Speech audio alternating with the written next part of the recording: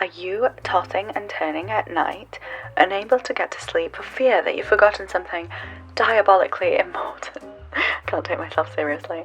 You may have forgotten the subscribe button. It is the answer to all of your life's problems. Please click it. Okay. Hello, friends. Let me start by welcoming you to my channel. Welcome back, etc., etc. This video is only going to be interesting to you if you really like long stories, stories that are much longer than they need to be, or amateur video editing for some reason, or if you're just really into my series Life of Skye, which come on, why wouldn't you be? So you can stick around and watch this.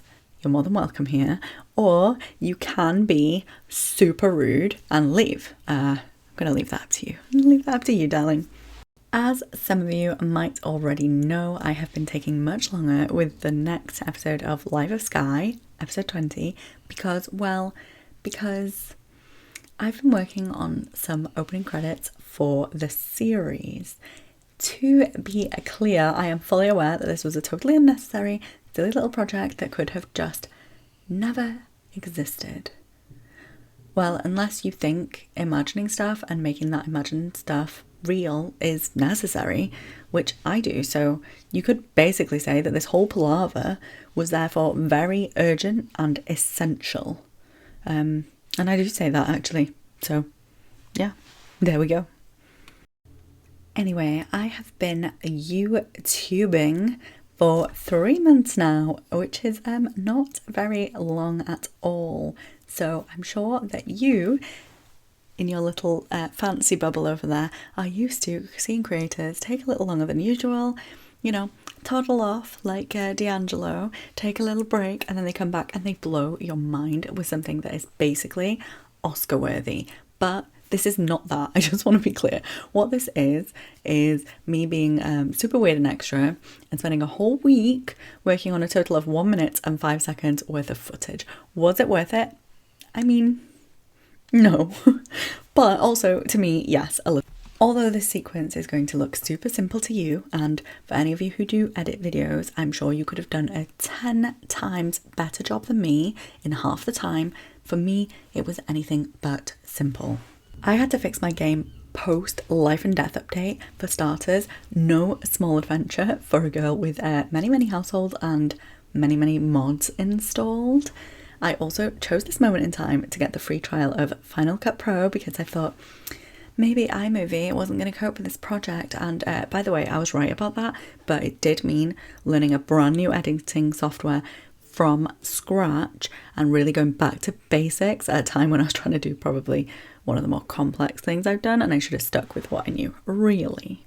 I tried filming the cast on the beach initially, the cast of Life of Skye, and I cobbled together, you know, something, which I did kind of like, but I wanted the credits to show locations from the show and capture the cozy Brindleston Bay vibes and have characters like pop up, so I scrapped that one and I went back to square one.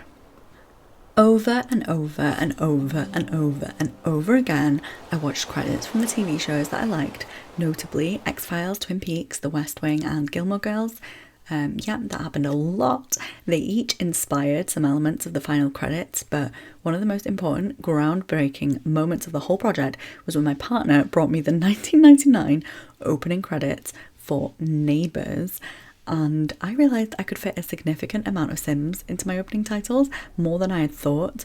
I think from memory they got about 23 Sims, actors, into their 19-second sequence. I could be wrong about that, but it's somewhere like that. Definitely about 20, so like one actor per second, and it blew my mind. So that opened up the project even more.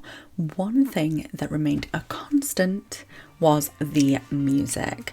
I have been using a song called Shom by Welsh artist Bitu at the end of each episode of Life of Skye from the very beginning, since episode 1.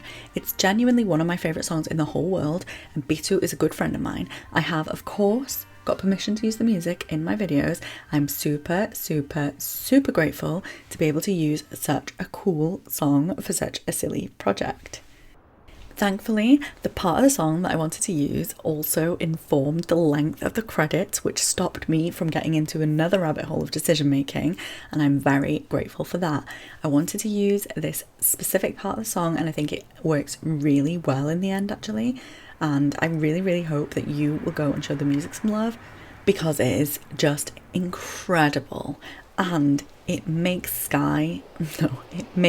Life of Skye an absolute joy for me to edit every single time, because I always get to listen to one of my favourite songs. So thank you, diolch to Bito for allowing me to use Sham for Life of Skye. Forever grateful. Back to 1999 Australia, and the Neighbours title sequence helped in that it demonstrated that some of what I wanted to do was possible, but it didn't help because it gave me like 1,000 points in my imagination and 1,000 points in my motivation, but it added absolutely 0 points in knowledge or skill, which was an area I was already, deeply lacking in, especially with the new software.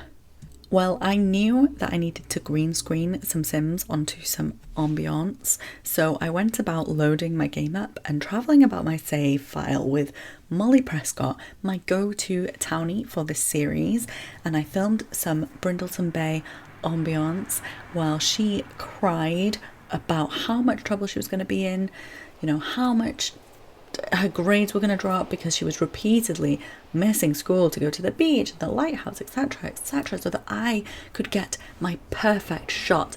And you could say that I'm a bad Sims watcher, but I do not regret a thing. One thing I do know is that Brindleton Bay is gorgeous, and the background location shots are a complete success and maybe my favourite part of the credits. Then I was putting off green screening because I just didn't want to do it. So I listened to the song another 5,043 times and put together a timeline of how I wanted the credits to pan out. And fantastic news for the procrastinator in me, the timeline included a whopping 18 clips from the show, all from different episodes, a couple from the future episodes you have not seen yet, and one clip I hadn't even filmed yet in a location I hadn't even finished building yet. So into build mode I went, and I set about finishing the incredible Copperdale Academy, which Skye will now attend as her old school Copperdale High burned down in an episode of the series. The scene I wanted to film takes place in the library, and so I could have just, built that, but I don't ever really do anything the easy way, so I built the whole school, finished it all, and then filmed the scene, the very important scene, which, by the way, makes up a clip that lasts 1.09 seconds in the credits. And very important business. So, after finding all the clips I wanted to, I'm making that one. I went about putting together the timeline of the background, which was a combination of the clips from the series and the ambience from the series locations, thanks to Molly Prescott. And eventually I managed to edit it into one long sequence that I was pretty happy with, and I decided, okay, it is time to make a start on the green screening. Let's go. So I made a list. I love how I don't just go into the green screening. Yeah, I made a list of the cast of Life of Skye. There are about 40 Sims, but I decided I could fit kind of 18 characters into the time period that I had to showcase them. I was wrong about that. I did arrive at that conclusion because while watching what I had so far, I could kind of count the moments a character popped up, and I thought it was about 18. It wasn't.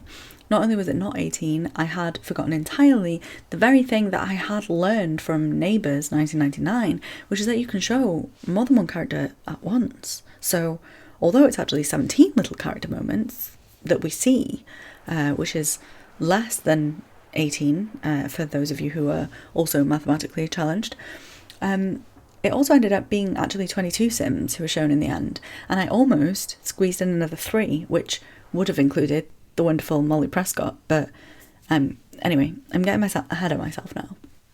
I originally tried to remove the background from the beach scenes I'd filmed, but it was truly terrible, and I realised I needed to do something better.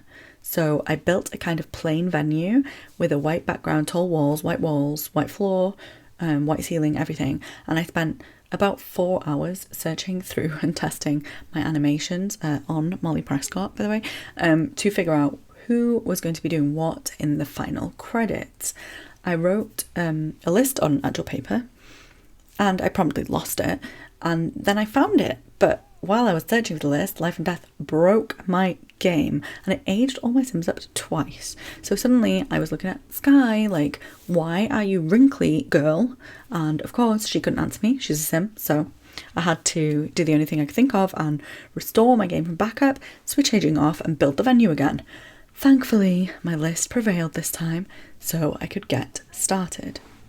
So I moved my 22 Sims, well 25, into a total of 5 households, checked all of their outfits and started one by one bringing them to the venue to film their... I just tried doing it as a household to begin with, but they all would just walk across my filming. Anyway, I started bringing them one by one to the venue to film their little clip and then send them back home or to school or wherever they were crying because they'd rather be there.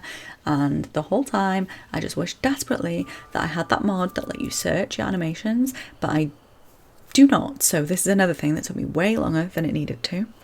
After filming animations for all 25 of my Sims, I finally escaped the game and back to editing I went. Listen, I'm sure that this is long and boring for you, I'm 100% sure of that, but this is what I did. This was my life for the last week. So anyway, I sliced out all the travelling, teleporting, camera adjusting and makeovers using iMovie because I guess old habits die hard and I shouldn't get too used to Final Cut Pro anyway because I am too broke to spend that money and too goody-goody to keep extending the trial through trickery. I saved each Sims segment individually and used a graphics editor to remove the background and have them on a green screen.